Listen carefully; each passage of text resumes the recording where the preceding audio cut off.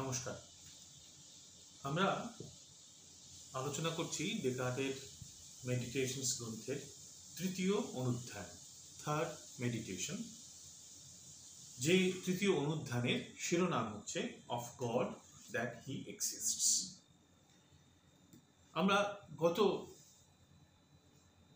আলোচনায় আমরা দেখেছিলাম যে এই তৃতীয় অনুধ্যানের প্রথম অংশে ডেকার্ট বলার চেষ্টা করছেন যে আমরা যে মনে করি যে আমাদের মনের মধ্যে যে ধারণাগুলো রয়েছে, যাকে উনি আইডিয়া এই শব্দের দ্বারা উল্লেখ করেছেন, সেই ধারণার বাইরে আমার মনস্থিত, আমার চেতনায় স্থিত যে ধারণাগুলি রয়েছে, সেই ধারণার বাইরে জগতে তার অনুরূপ পদার্থগুলো আছে, এই কথা বলার পিছনে তেমন কোনো অকাট্য যুক্তি নেই।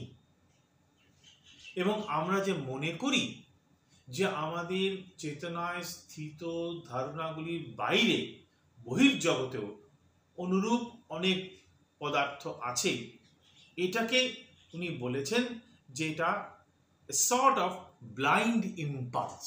এটা আমাদের একটা অন্ধ বিশ্বাস বা অন্ধ কুসংস্কার বা একটা অন্ধ প্রবণতা ভাবার যে আমার মনের মধ্যে স্থিত ধারণাগুলির অতিরিক্ত বাইরের জগতে কিছু দ্রব্য আছে।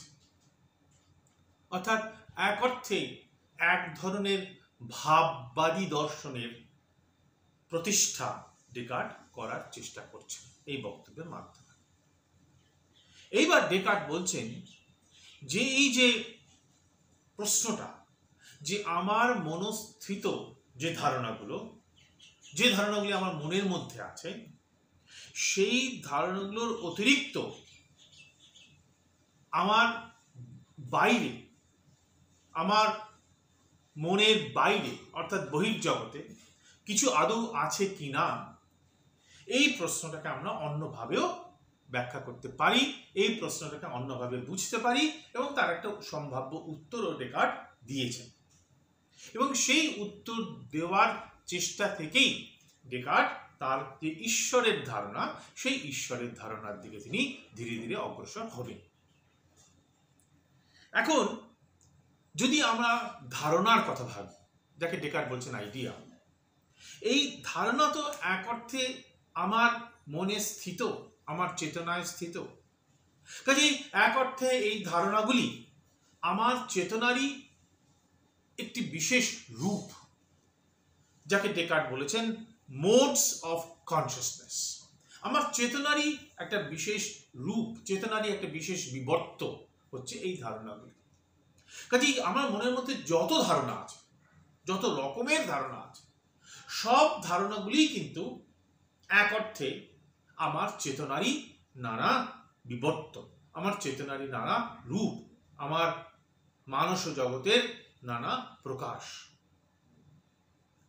কিন্তু আমরা যদি এই চেতনা, এই ধারণাগুলিকে, যে ধারণাগুলি আমার চেতনার মধ্যে আছে, সেই ধারণাগুলিকে আমরা যদি প্রতিচ্ছবি বা ইমেজ হিসেবে দেখি, তাহলে কিন্তু সেখানে অনেক প্রকারের ধারণার কথা আমরা উল্লেখ করতে পারি। আমার মনের মধ্যে টেবিলের ধারণা আছে, আমার মনের মধ্যে চেয়ারের ধারণা আছে, তাহলে চেয়ারের ধারণা থেকে নিশ্চয়ই টেবিলের ধারণা পৃথক, আবার টেবিলের ধারণা থেকে বইয়ের ধারণা পৃথক, ইত্যাদি ইত্যাদি। তাহলে চেতনাকে যদি আমরা ইমেজ হিসেবে দেখি, চেতনাকে যদি আমরা প্রতিচ্ছবি হিসেবে দেখি, তাহলে আমরা বলতে পারি যে আমার মনের মধ্যে নানা রকমের, নানা প্রকারের ধারণা আছে। অর্থাৎ a great diversity obtains among them. এই আমার মনের মধ্যে যত ধারণা আছে, তার মধ্যে নানা প্রকারের, বিবিধ প্রকারের ধারণা আছে, এ কথা আমাদের স্বীকার করতে হবে। এর মধ্যে যে ধারণাগুলি দ্রব্য বিষয়ক, যে ধারণাগুলি সাবস্ট্যান্স বিষয়ক, কেমন, ডেকার্ট বলছেন সেই ধারণাগুলির মধ্যে বস্তুগত সত্তা যাকে ডেকার্ট বলেছেন অবজেক্টিভ রিয়ালিটি, সেই বস্তুগত সত্তা অনেক বেশি পরিমাণে আছে। দুটো কথা এখানে আমাদের মনে রাখতে হবে। একটা হচ্ছে উনি ধারণাকে দ্রব্যের প্রতিচ্ছবি হিসেবে দেখছেন, তাহলে দ্রব্য বিষয়ক ধারণার কথা বলছেন। দ্বিতীয় কথা, এই দ্রব্য বিষয়ক ধারণার মধ্যে একটা বিশেষ বৈশিষ্ট্য আছে। সেই বিশেষ বৈশিষ্ট্যটা কি? সেটা হচ্ছে এই দ্রব্য বিষয়ক ধারণার মধ্যে অবজেক্টিভ রিয়ালিটি বা বস্তুগত সত্তা অনেক বেশি পরিমাণে আছে। কার থেকে বেশি পরিমাণে আছে? যে ধারণাগুলি আমার অনুভব বিষয়ক, যে ধারণাগুলি আমার নিজের উপলব্ধি বিষয়ক, সেই ধারণা থেকে বস্তু বিষয়ক ধারণাতে বস্তুগত সত্তা বা অবজেক্টিভ রিয়ালিটি অনেক বেশি পরিমাণে আছে। আমরা আমাদের আলোচনায় কতগুলো উদাহরণ দিয়ে এই বক্তব্যটাকে আমরা ব্যাখ্যা করার চেষ্টা করব। তাহলে এখানে উনি এবার অবজেক্টিভ রিয়ালিটির প্রসঙ্গ তুললেন, বস্তুগত সত্তার প্রসঙ্গ তুললেন, এবং সেখানে বিশেষ করে দ্রব্য বিষয়ক ধারণার মধ্যে বস্তুগত সত্তার অধিক পরিমাণে অবস্থিতির কথা বললেন। তাহলে বস্তুগত সত্তার উপস্থিতির একটা তারতম্যের কথা উনি বলছেন, ডিগ্রির কথা বলছেন, কোথায় একটু কম আছে, কোথায় একটু বেশি আছে। তাহলে বস্তুগত সত্তা কোথায় সবচেয়ে বেশি আছে? এক বিশেষ প্রকার ধারণার মধ্যে। কোন ধারণার মধ্যে? কোন ধরনের ধারণার মধ্যে? দ্রব্য বিষয়ক ধারণার মধ্যে। এটা হচ্ছে ডেকার্টের বক্তব্য। কেমন? তাহলে উনি বলছেন যে ধারণার যদি নানা প্রকার ভেদ করি, নানা রকমের ধারণার কথা যদি আমরা বলি, তার মধ্যে এক রকমের ধারণা হচ্ছে দ্রব্য বিষয়ক ধারণা, আরেক রকমের ধারণা হচ্ছে আমার সুখ দুঃখ, গরম লাগা ঠান্ডা লাগার যে অনুভব তৎ বিষয়ক ধারণা। ধারণা তো নানা রকমের আছে আমার মনের মধ্যে। এর মধ্যে উনি বলছেন এই বিভিন্ন রকমের ধারণার মধ্যে দ্রব্য বিষয়ক ধারণাতে বস্তুগত সত্তা অবজেক্টিভ রিয়েলিটি অনেক বেশি আছে। কার থেকে? যে ধরনের বা যতটা বস্তুগত সত্তা অন্য ধারণার মধ্যে আছে। অন্য ধারণা মানে আমার গরম লাগা ঠান্ডা লাগা, আমার সুখ দুঃখের যে ধারণা আছে তার মধ্যে। কেমন? আর যদি ঈশ্বরের ধারণার কথা বলি, সেই ঈশ্বরের ধারণার মধ্যে আমরা বস্তুগত সত্তার সর্বশ্রেষ্ঠ প্রকাশ আমরা দেখতে পাই। তাহলে অবজেক্টিভ রিয়ালিটি সবচেয়ে বেশি পরিমাণে কোথায় আছে? ঈশ্বরের ধারণার মধ্যে। কেমন? তার থেকে একটু কম কোথায় আছে? দ্রব্য বিষয়ক ধারণার মধ্যে। আর একেবারে কম কোথায় আছে? আমার সুখ দুঃখ, ভালো লাগা, গরম খারাপ লাগা, ঠান্ডা লাগা, গরম লাগা ইত্যাদি যে আমার ধারণা আছে তার মধ্যে, যেগুলিকে উনি এক কথায় বলেছেন অ্যাক্সিডেন্টস। কেমন? তাহলে এবার এই বস্তুগত সত্তার উপস্থিতির তারতম্য পরিমাণের কথা এবার ডেকার্ট বলা শুরু করলেন। এই বস্তুগত সত্তার উপস্থিতি কোথায় আমরা লক্ষ্য করি? কম হোক আর বেশি হোক, আমাদের মনস্থিত ধারণাগুলির মধ্যে। আমরা কিন্তু আমাদের ধারণা নিয়ে কথা বলছি, আইডিয়া নিয়ে কথা বলছি, আমরা কিন্তু বাইরের জগৎ নিয়ে কথা বলছি না। আমাদের মনের মধ্যে যে ধারণাগুলি আছে সেই ধারণাগুলির মধ্যে বস্তুগত সত্তা কতটা পরিমাণে থাকতে পারে বা পারে না সেই কথাই ডেকার্ট এখানে বলছেন। এবং এই বস্তুগত সত্তার উপস্থিতির দ্বারাই তিনি পারফেকশনের ধারণাকে বোঝার চেষ্টা করেছেন। নিখুঁত হওয়া বা ত্রুটি মুক্ত হওয়া ব্যাপারটাকে বোঝার চেষ্টা করেছেন। তাহলে সহজেই বোঝা যাচ্ছে যে যে ধারণাটার মধ্যে, সেটা এক বা একাধিক হতে পারে, ডেকার্টের ক্ষেত্রে সেটা একটি হবে, পরে আমরা দেখছি, সেই যে ধারণার মধ্যে বস্তুগত সত্তার সবচেয়ে বেশি পরিমাণে উপস্থিতি আমরা দেখতে পাই, সেই ধারণাটাকে আমরা বলবো পারফেক্ট ধারণা। সেই ধারণাটাকেই বলবো আমরা সম্পূর্ণরূপে দোষ মুক্ত, ত্রুটি মুক্ত একটি ধারণা, এবং ডেকার্টের ক্ষেত্রে সেটি হবে ঈশ্বর বিষয়ক ধারণা। তাহলে এইবার এই ধারণার মধ্যে, নানা প্রকারের ধারণার মধ্যে নানা তারতম্যের উপস্থিতি বস্তুগত সত্তার কথা বলার পর এইবার ডেকার্ট বলছেন যে আমরা যদি আমাদের স্বাভাবিক যে যুক্তি, স্বাভাবিক যে চিন্তার ধারা, যেটাকে ডেকার্ট বলেছেন ন্যাচারাল লাইট, এই স্বাভাবিক চিন্তার ধারা বা যুক্তির ধারাকে যদি অনুসরণ করি, তাহলে সেখানে একটা নীতির কথা আমরা স্বীকার করতে পারি। সেটা কি? আমার মনের মধ্যে যে ধারণাটি আছে, সে ধারণার একটা কারণ আছে। যদি এটা অস্বীকার করি, তাহলে বলতে হবে যে কোনো কারণ বিনাই আমার মনের মধ্যে ধারণার জন্ম হয়েছে বা উৎপত্তি হয়েছে। সেটা আমরা মানতে পারি না। যে হোয়াট ইজ নট, যা নেই, তার থেকে কিছু একটা উদ্ভব হলো, তার থেকে কিছু একটা জন্ম হলো বা উৎপত্তি হলো, সেটা আমরা ভাবতে পারি না। তাহলে আমার মনস্থিত যে ধারণা, যার কথা আমরা আলোচনা করছি, সেই ধারণার নিশ্চয়ই কোনো একটা কারণ আছে। এইবার ডেকার্ট বলছেন যে এই যে কারণ আর তার যেটা কার্য, অর্থাৎ আমার মনস্থিত ধারণা, তাহলে এখানে কারণ এবং কার্যের একটা সম্পর্কের কথা বলছি আমরা। কার্যটাকে আমার মনস্থিত ধারণা, কারণ এর যেটা কারণ হবে।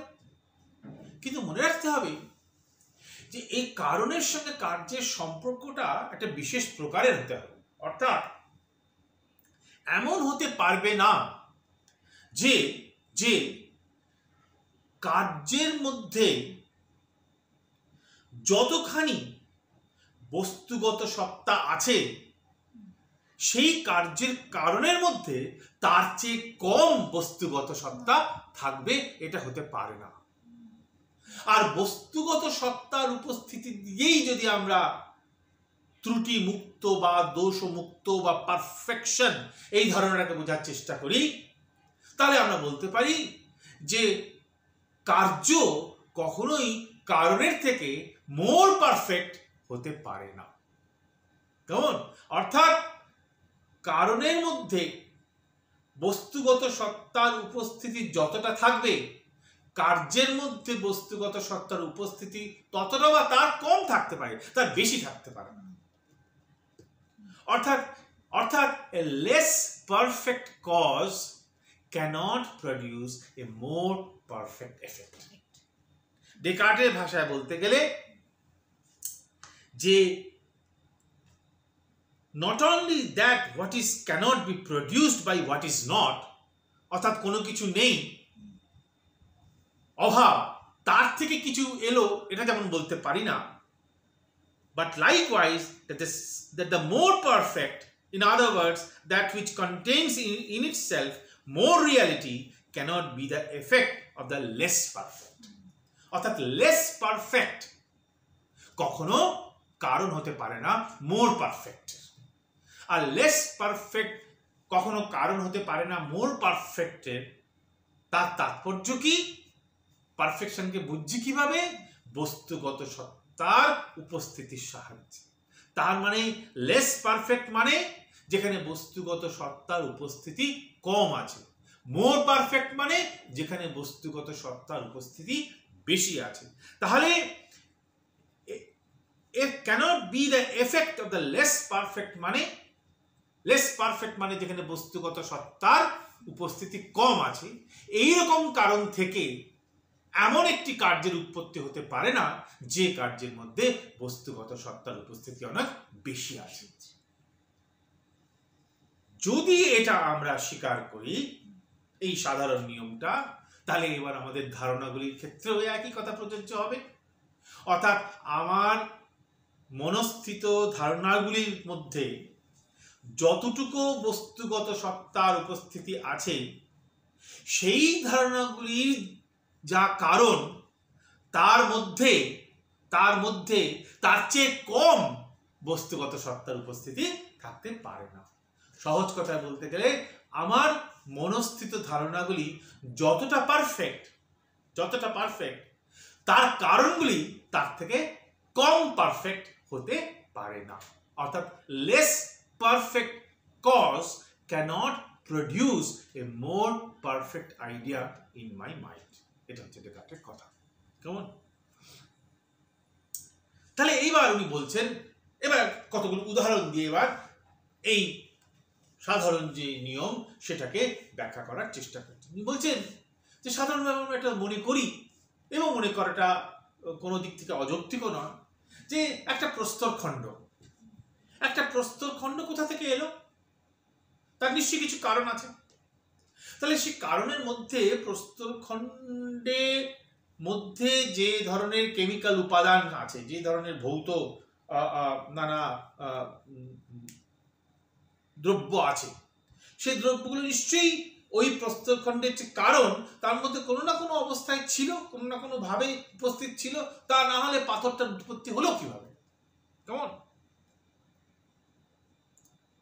এবার যদি আমরা প্রস্তরখণ্ড থেকে, যে প্রস্তরখণ্ডটা বাইরের জগতে আছে, এবার যদি আমার সেই প্রস্তরখণ্ড সম্বন্ধে যে ধারণাটা আমার মনের মধ্যে আছে, এবার সেই ধারণার ক্ষেত্রে যদি আমরা এই তত্ত্বটা লাগাই, তাহলে আমার মনের মধ্যে প্রস্তরখণ্ড বিষয়ক যে ধারণাটা আছে আর সেই ধারণার যেটা কারণ, তাহলে তাদের দুজনের মধ্যে নিশ্চয়ই একটা সাম্য কোথাও থাকবে। তা না হলে আমার মনের মধ্যে প্রস্তরখণ্ডের ধারণাটা এলো কোথা থেকে? এই প্রশ্ন তো উঠবে। কোনো কিছুই ছিল না, হঠাৎ আমার মনের মধ্যে একটা প্রস্তরখণ্ডের ধারণায় উৎপত্তি হলো, এটা তো আমরা মানতে পারি না। তাহলে আমার মনের মধ্যে প্রস্তরখণ্ডের ধারণাটার মধ্যে যতটুকু বস্তুগত সত্তার উপস্থিতি আছে, আমার মনস্থিত প্রস্তরখণ্ডের ধারণার যেটি কারণ, তার মধ্যে বস্তুগত সত্তার উপস্থিতিটা প্রস্তরখণ্ডের ধারণা থেকে কম হতে পারে না। তাই তো? আমরা যদি আমার গরমের ধারণা, আমার মনের মধ্যে গরম বিষয়ক, হিট বিষয়ক যে ধারণা আছে, আমরা যদি তার দিকে তাকাই, তাহলে সেখানে কি দেখব?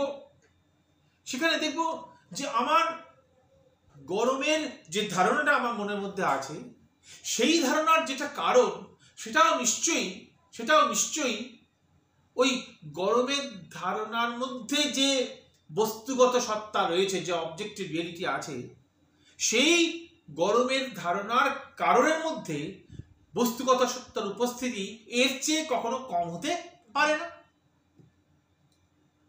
তাহলে তার মানে কি?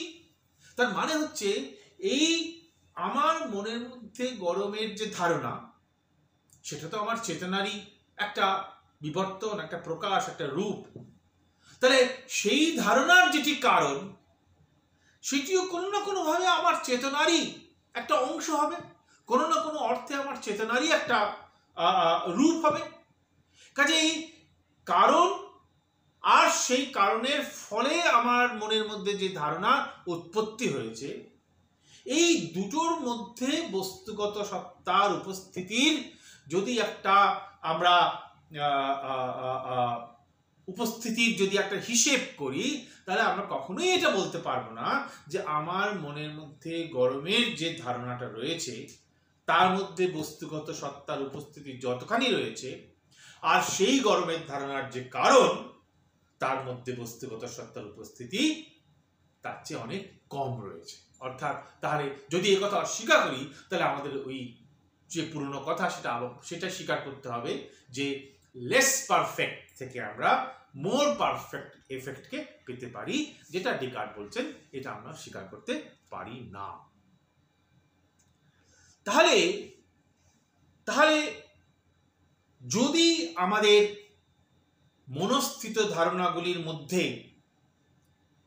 বস্তুগত সত্তার উপস্থিতির কথা স্বীকার করতে হয়, যদি আমাদের মনস্থিত ধারণাগুলিকে, আইডিয়াগুলোকে অবজেক্টিভলি রিয়েল বলতে হয়, তাহলে তার যেটা কারণ, সেই কারণকেও কিন্তু একই অর্থে অবজেক্টিভলি রিয়েল বলতে হবে।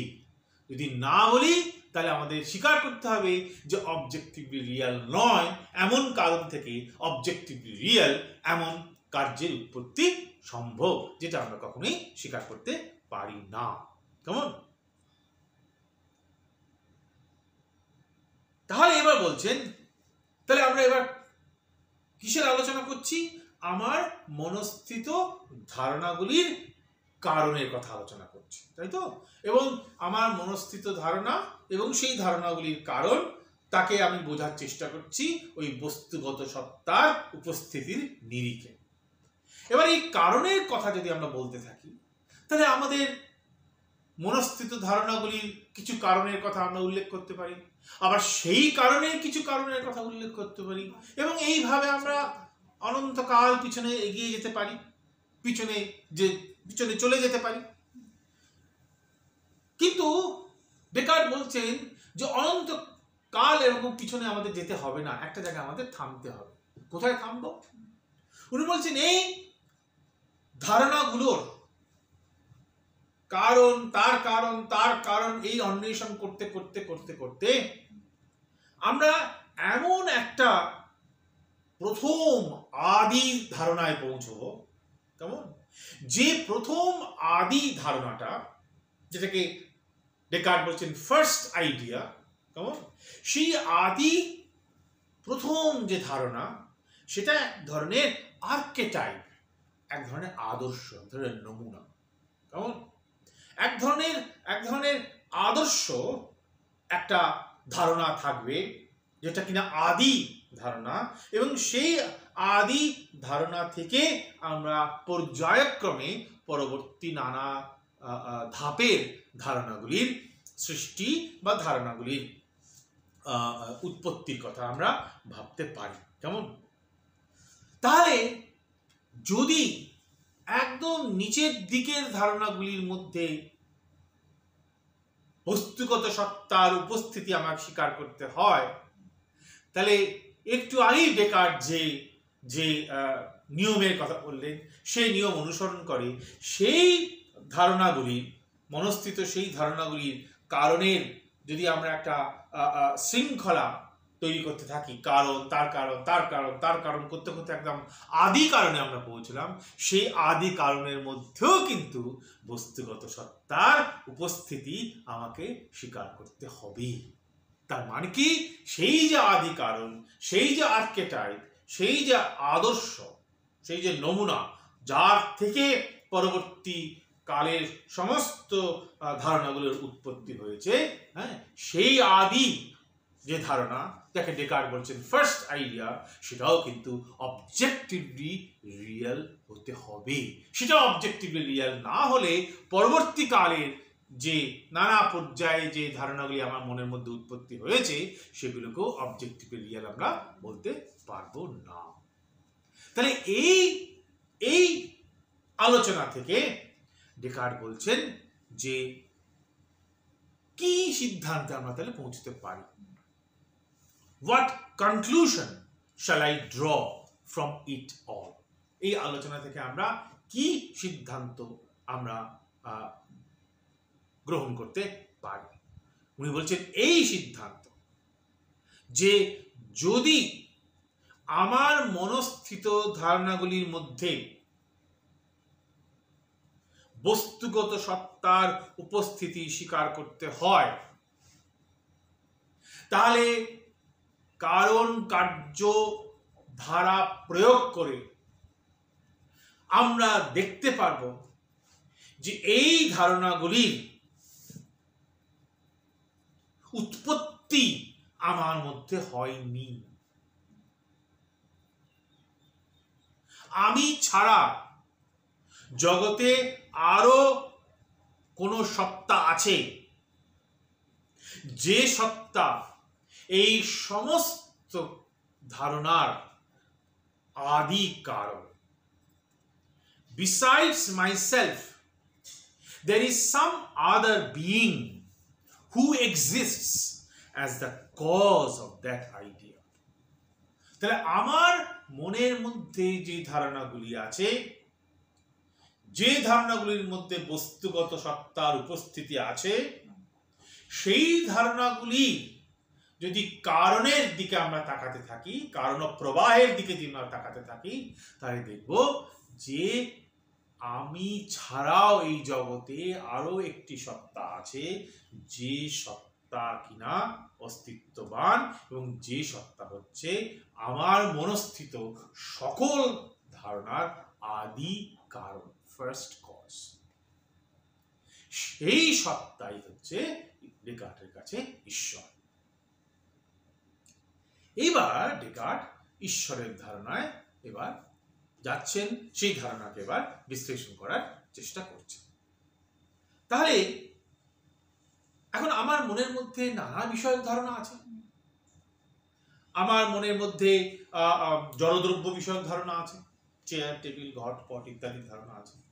আমার মনের মধ্যে অপর ব্যক্তি বিষয়ক ধারণা আছে, আমার বন্ধু, আমার পরিবার, পরিজন, সহকর্মী, তাদের ধারণা আমার মনের মধ্যে আছে। আমার মনের মধ্যে অন্যান্য প্রাণী বিষয়ক ধারণা আছে, বাঘ, সিংহ ইত্যাদি ইত্যাদি বিষয়ক ধারণা আছে। তাহলে আমার মনের মধ্যে নানা রকমের ধারণা আছে, নানা বিষয়ক ধারণা আছে। এবং আমি একথা বলতেই পারি যে এই ধারণাগুলি আমি পেলাম কিভাবে?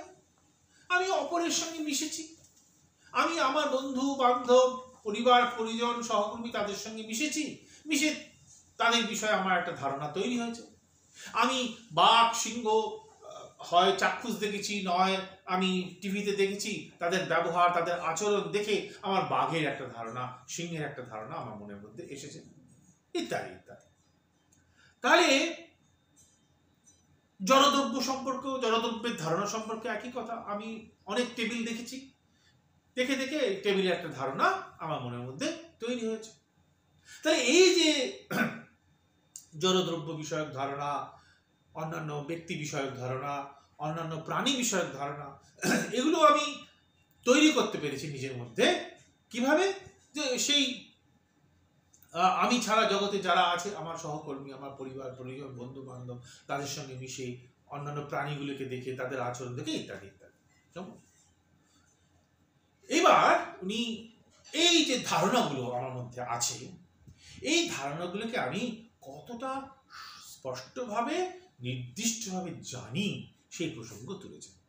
ক্লিয়ার অ্যান্ড ডিস্টিংক্ট, এই কথা আমরা আগেও আলোচনা করেছি। এই ক্লিয়ার এবং ডিস্টিংক্ট পারসেপশনের কথা আমরা আগেও আলোচনা করেছি। এবং উনি বলছেন যে জড়দ্রব্য বিষয়ক ধারণাগুলি, মানে ঘট, পট, বাড়ি, ঘর ইত্যাদি বিষয়ক ধারণাগুলি আমাদের কাছে খুব বেশি স্পষ্ট নয়। এই কারণেই আমরা বলতে পারি সেই জড়দ্রব্য বিষয়ক ধারণাগুলি, উনি বলেছেন কর্পোরিয়াল অবজেক্টস। কাজে এই জড়দ্রব্য বিষয়ক ধারণাগুলি আমি হয়তো তৈরি করেছি আমার মধ্য থেকে, এবং সেই কারণে যেহেতু আমিও একজন অত্যন্ত সীমিত বুদ্ধিমান জীব, কাজেই আমার জড়দ্রব্য বিষয়ক ধারণাগুলো নানা অর্থে অস্পষ্ট, নানা অর্থে সেগুলো সুচিহ্নিত নয়। কেমন? এটা তো আমাদের স্বীকার করতে কোনো বাধা নেই। অপরদিকে পরিমাপ বা দৈর্ঘ্য, প্রস্থ, এই যে ধারণাগুলো, বা আকার, ফিগার, শেপ, এই যে ধারণাগুলো, ডেকার্ট বলছেন এই ধারণাগুলো কিন্তু আমরা অত্যন্ত স্পষ্ট রূপে, অত্যন্ত সুনির্দিষ্টভাবে চিহ্নিত করতে পারি, জানতে পারি। তাই ডেকার্টের মতে দ্রব্য বিষয়ক, জড়দ্রব্য বিষয়ক ধারণাগুলি কিন্তু আমাদের কাছে স্পষ্ট রূপে, নির্দিষ্ট রূপে আমরা জানতে পারি না। অপরদিকে এই যে আকার বা দৈশিক অবস্থিতি, দৈর্ঘ্য, প্রস্থ একটা বস্তুর, এই যে ধারণাগুলি, এই ধারণাগুলিকে কিন্তু আমরা খুব স্পষ্ট করে, নির্দিষ্ট রূপে আমরা জানতে পারি বলে ডেকার্ট মনে করেন। অপরদিকে রঙের ধারণা, কালার, টেস্ট, স্বাদের ধারণা, কেমন, গন্ধের ধারণা, উনি বলছেন এই ধারণাগুলি সম্বন্ধেও কিন্তু আমাদের ধারণা খুব স্পষ্ট নয়। এটা তো আমরা আমাদের সাধারণ অভিজ্ঞতাও দেখতে পাই যে অনেক সময়তেই আমরা বুঝতে পারি না যে কোন জিনিসটাকে আমরা লাল বলবো কি লাল বলবো না, কেমন। কাজেই স্বাদের ধারণা, রঙের ধারণা, গন্ধের ধারণা, হ্যাঁ, এই ধারণাগুলিকে আমরা খুব স্পষ্টভাবে যে জানতে পারি, ক্লিয়ার অ্যান্ড ডিস্টিংক্টলি জানতে পারি, তা নয়, কেমন। এবং ডেকার্ট বলছেন they are thought with so much obscurity and confusion. কাজেই এই ধারণাগুলির মধ্যে আমাদের যথেষ্ট অস্পষ্টতা রয়েছে, যথেষ্ট বিভ্রান্তি রয়েছে, কেমন। এবং অনেক সময়তেই এই ধারণাগুলি সত্য না মিথ্যা সেটাও আমরা পরিষ্কার করে বুঝতে পারি না, হ্যাঁ। এবং একই সাথে উনি বলছেন যে ঠান্ডার ধারণা বা গরমের ধারণা, এই ধারণাগুলি কিন্তু খুব অস্পষ্ট, হ্যাঁ। কখন কোনটাকে গরম লাগছে, কখন কোনটাকে গরম বলছি, মানে আমার মধ্যে গরমের অনুভব হচ্ছে বা ঠান্ডার অনুভব হচ্ছে, এগুলো আমাদের কাছে খুব স্পষ্ট নয়। এগুলোর সীমারেখা আমরা খুব স্পষ্ট রূপে টানতে পারি না, হ্যাঁ। এবং উনি বলছেন এই কারণেই আমি বলতেই পারি যে এই ধারণাগুলো, যেগুলোকে আমরা স্পষ্ট রূপে নির্দিষ্ট রূপে চিহ্নিত করতে পারি না, সেই ধারণাগুলোর আমার মধ্যেই সৃষ্টি হয়েছে, কেন আমিও নানা অর্থে নানা দিক থেকে একজন অত্যন্ত সীমিত বুদ্ধিমান প্রাণী। আমার যে বুদ্ধি, আমার যে ধারণা, সেটা নানা দিক থেকে সীমিত বলে, আমি একজন ফাইনাইট বিইং বলে, হ্যাঁ, আমার মধ্য থেকে এই ধারণাগুলি এসেছে, যেই ধারণাগুলি সম্বন্ধে আমরা খুব স্পষ্ট রূপে চিহ্নিত করতে পারি না, কেমন। উনি বলছেন যে যেমন আমরা যখন আমরা স্থিতিকালের ধারণার কথা বলি, আমরা সংখ্যার ধারণার কথা বলি, কেমন, সেই ধারণাগুলিকেও আমরা স্পষ্ট রূপে নির্দিষ্ট রূপে চিহ্নিত করতে পারি। আবার অনেক ধারণা আছে যেগুলো আমি আমার মধ্যে তৈরি করি, খানিকটা আমার সঙ্গে অপরের, সেটা দ্রব্য হতে পারে, জড়দ্রব্য হতে পারে, বা সেটা আরেকটি মানুষ হতে পারে, তার তুলনা করে, কেমন। আমি যখন দেখি যে আমিও একটা দ্রব্য, টেবিলও একটা দ্রব্য, হ্যাঁ, কিন্তু এটাও বুঝি যে আমার সঙ্গে টেবিলের পার্থক্য হচ্ছে আমি একজন সচেতন দ্রব্য, টেবিল হচ্ছে একটি অচেতন দ্রব্য, কিন্তু আমাদের দুজনের মধ্যেই দ্রব্য হিসেবে একটা মিল আছে। কাজেই এরকম নানা উপায়ে, কখনো উপমার সাহায্যে, কখনো নানাভাবে আমরা এই বিভিন্ন ধারণাগুলো আমার মধ্যে আমরা তৈরি করতে পারি, আমরা সৃষ্টি করতে পারি, কেমন। কিন্তু এমন একটি ধারণা আছে, যেই ধারণাটি এমন তার বৈশিষ্ট্য, সেই বৈশিষ্ট্যের কারণেই সেই ধারণা কর্তা বা সেই ধারণা জন্ম দেওয়া আমার পক্ষে সম্ভব নয়। সেটা কি? সেটা হচ্ছে আমার মধ্যে যে ঈশ্বর বিষয়ক ধারণা আছে, দ্য আইডিয়া অফ গড। কেন কেন এই ঈশ্বর বিষয়ক ধারণা, যে ধারণাটি আমার মনের মধ্যে আছে, কেন সেই ধারণাটিকে আমি তৈরি করতে পারি না? কেন সেই ধারণাটির স্রষ্টা আমি নই? তার কারণ, ঈশ্বর বলতে আমরা কি বুঝি? ঈশ্বর বলতে আমরা বুঝি অসীম।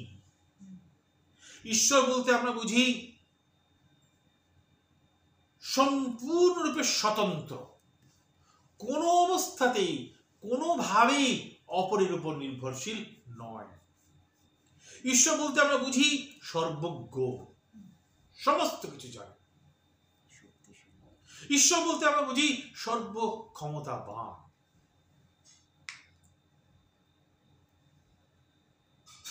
তাহলে এই যে ঈশ্বরের ধারণা, সর্বজ্ঞ, সম্পূর্ণরূপে স্বতন্ত্র, স্বাধীন, সর্বক্ষমতাবান ইত্যাদি, এই ধারণাটা সৃষ্টি আমি কখনোই করতে পারি না, আমি কখনোই এই ধারণার কারণ হতে পারি না। কেন? তার কারণ আমি তো সর্ব অর্থে সসীম, আমি তো সর্ব অর্থে নানাভাবে সীমিত। আমার বুদ্ধি, আমার অন্যান্য সকল ক্ষমতা, আমার জ্ঞান সর্ব অর্থে সীমিত। তাহলে প্রশ্ন উঠবে, এই সীমিত সত্তার মধ্যে কিভাবে এই অসীম, অনন্ত, সর্বজ্ঞ ধারণার উৎপত্তি হলো? তখনই ডেকার্ট বলছেন, এই ধারণার উৎপত্তি ব্যাখ্যা দিতে গেলে আমাদের ঈশ্বরের অস্তিত্বকে স্বীকার করতে হবে। এই ধারণা আমার মনের মধ্যে কে সৃষ্টি করেছেন? আমি তো পারিনি, কারণ আমি তো অত্যন্ত সীমিত বুদ্ধি সম্পন্ন, সীমিত ক্ষমতা সম্পন্ন জীব। তাহলে এই অসীম, অনন্ত, সর্বজ্ঞ, সর্বক্ষমতাবান এই ধারণাটা আমার মনের মধ্যে এলো কিভাবে? সেই কারণেই এই ধারণাগুলির স্রষ্টা হিসেবে, কারণ হিসেবে ঈশ্বরের কথা আমাদের স্বীকার করতে হবে। And thus it is absolutely necessary to conclude, Descartes বলছেন, from all that I have before said that God exists. কাজে ঈশ্বরের অস্তিত্ব আছে এই কথা আমাদের স্বীকার করতে হবে।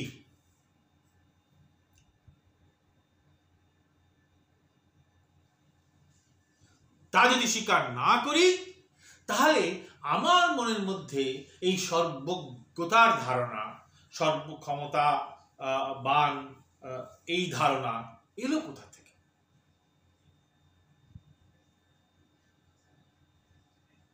এখন এখানে দু একটা প্রশ্ন ওঠে, সেই প্রশ্নগুলিকে উনি বিশ্লেষণ করে তার উত্তর দেওয়ার চেষ্টা করেছেন।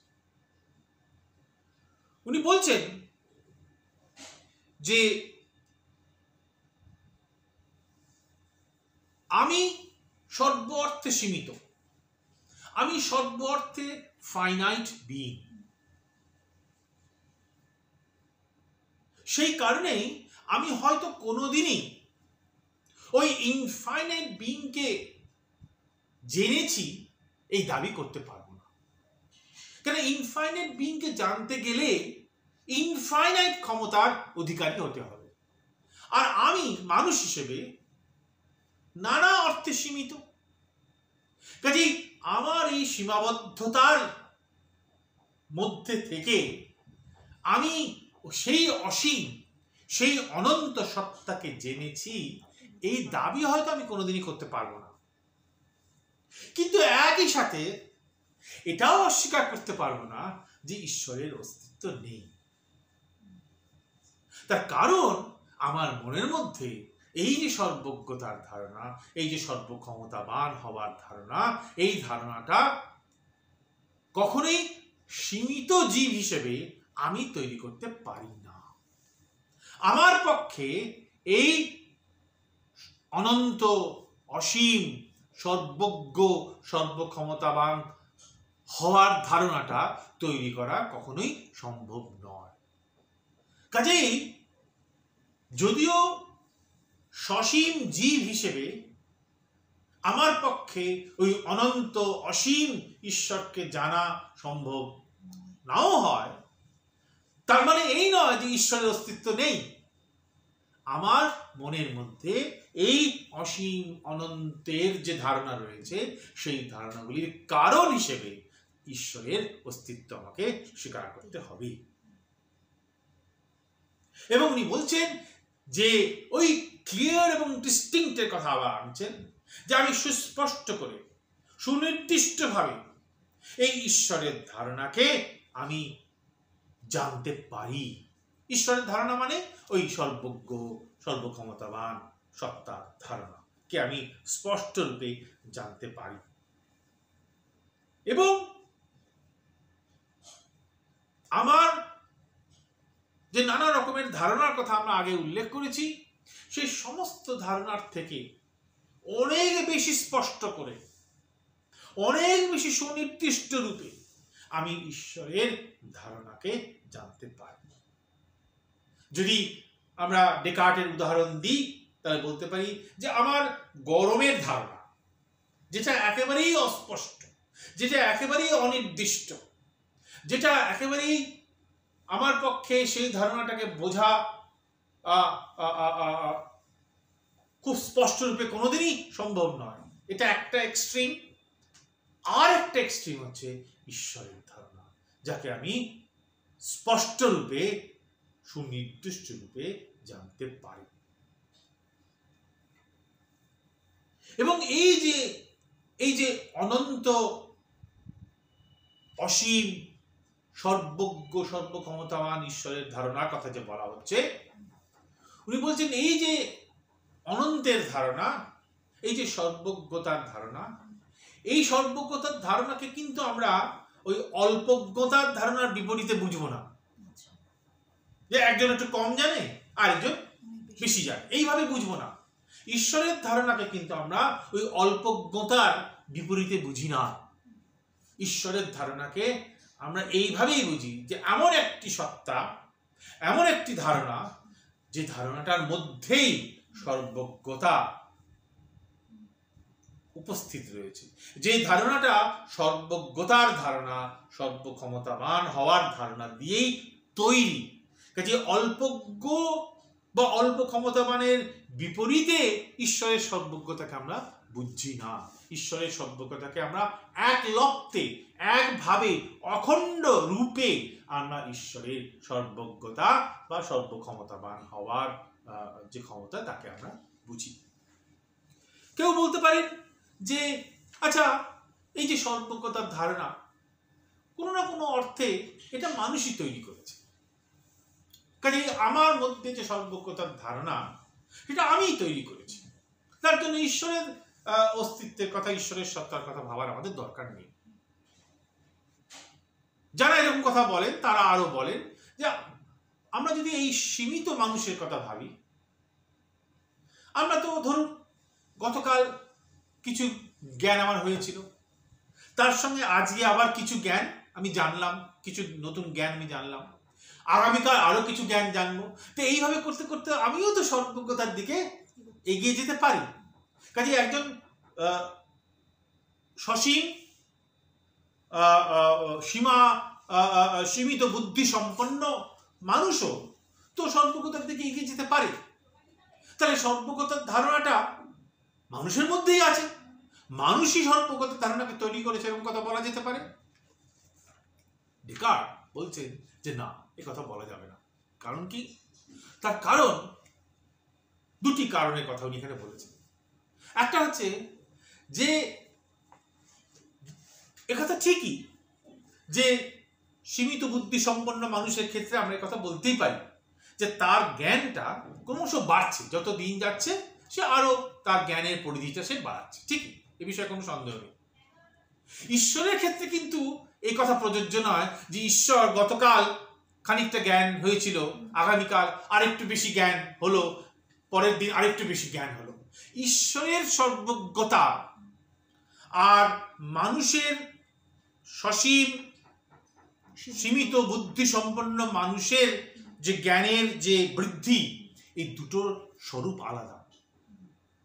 মানুষের সীমিত বুদ্ধি সম্পন্ন মানুষের যে জ্ঞানের বৃদ্ধি, সেটা অল্পজ্ঞতার থেকে ধীরে ধীরে তার জ্ঞানের পরিধি বাড়ছে। ঈশ্বরের ক্ষেত্রে আমরা কথা কখনই বলতে পারি না যে ঈশ্বরের ক্ষেত্রে অল্পজ্ঞতার থেকে ধীরে ধীরে ঈশ্বরের জ্ঞান সর্বজ্ঞতার দিকে এগোচ্ছে। ঈশ্বর কোনোদিনই অল্পজ্ঞ ছিলেন না। ঈশ্বর বলতে আমরা কখনো কখনো অল্পজ্ঞতা দিয়ে সেই ধারণাটাকে বুঝি না। কাজে যখন ঈশ্বরের ধারণাটাকে বুঝি, সেটা সর্বদাই একেবারে অখণ্ড রূপে, সেটা হচ্ছে সর্বজ্ঞতার ধারণা। কাজেই সর্বজ্ঞতার ধারণা মানুষের মনের মধ্যেই আছে, মানুষই তৈরি করেছে সর্বজ্ঞতার ধারণা, এ কথা আমরা বলতে পারি না। দ্বিতীয়ত, যখন আমরা ঈশ্বরের সর্বজ্ঞতার কথা বলি, সেই সর্বজ্ঞতাটা ফাইনাল, সেই সর্বজ্ঞতাটা চরম অর্থে। মানুষ কোনোদিনই সেই চরম সর্বজ্ঞতায় পৌঁছতে পারবে না। মানুষ এমনভাবেই তৈরি, মানুষের বিদ্যা বুদ্ধি ক্ষমতা এমনভাবে তৈরি যে মানুষের জ্ঞান বৃদ্ধি হতে পারে। এবং আমরা যদি আমাদের জ্ঞান চর্চার, বিদ্যা চর্চার ইতিহাস দেখি, তাহলে নিশ্চয়ই আমরা কথা বলতে পারি যে মানুষ ধীরে ধীরে তার জ্ঞানের যে পরিধি সেটা বাড়াচ্ছে, এ বিষয়ে কোনো সন্দেহ নেই। কিন্তু কোনোদিনই মানুষের গঠনই এরকম, মানুষের চিন্তা বা বুদ্ধি বা অভিজ্ঞতার গঠনই এরকম, স্বরূপই এরকম যে মানুষ কোনোদিনই সর্বজ্ঞ, যে অর্থে আমরা ঈশ্বরের উপর সর্বজ্ঞতাকে আরোপ করি, যে অর্থে আমরা সর্বজ্ঞতার ধারণাকে আমরা সুস্পষ্ট রূপে সুচিহ্নিত রূপে বুঝি, সেই অর্থে কোনোদিনই মানুষ সর্বজ্ঞ হবে না, হতে পারে না। এটা মানুষের স্বরূপের বিরুদ্ধে যায়, মানুষের যে স্বভাব তার বিরুদ্ধে যায়। কাজেই আমরা একথা বলতে পারবো না যে সর্বজ্ঞ, সর্বক্ষমতাবান ইত্যাদি যে ধারণা, যা দিয়ে আমরা ঈশ্বরের ধারণাকে বুঝি, সেই ধারণাগুলি আমার মনের মধ্যে আমি তৈরি করেছি, মানুষই তৈরি করেছে, এ কথা আমরা বলতে পারবো না। তাহলে আমাদের এ কথা স্বীকার করতেই হবে যে এই ধারণাগুলি স্রষ্টারূপে আমার মনের মধ্যে স্থিত, এই যে ধারণাগুলি ঈশ্বরের ধারণা, অর্থাৎ আমার মনের মধ্যে স্থিত সর্বজ্ঞ সত্তা, সর্বক্ষমতাবান সত্তা ইত্যাদির যে ধারণা, সেই ধারণাগুলির স্রষ্টা হিসেবে, সেই ধারণাগুলির কারণ হিসেবে ঈশ্বরের অস্তিত্ব আমাদের স্বীকার করতে হবে। আর যদি বস্তুগত সত্তার কথা এখানে বলি, যেটা একটু আগে আমরা আলোচনা করেছিলাম কারণ এবং কার্যের মধ্যে সম্বন্ধ নিরূপণের ক্ষেত্রে, তাহলে আমাদের স্বীকার করতেই হবে যে এই ধারণাগুলোর মধ্যে বস্তুগত সত্তা যা আছে, এই ধারণাগুলির যে কারণ অর্থাৎ সেই ঈশ্বর, তার মধ্যে বস্তুগত সত্তা আরো অধিক পরিমাণে আছে। কাজে অবজেক্টিভ রিয়েলিটির কথা যদি বলি, তাহলে আমাদের স্বীকার করতেই হবে যে the idea of god is objectively real in it's complete sense.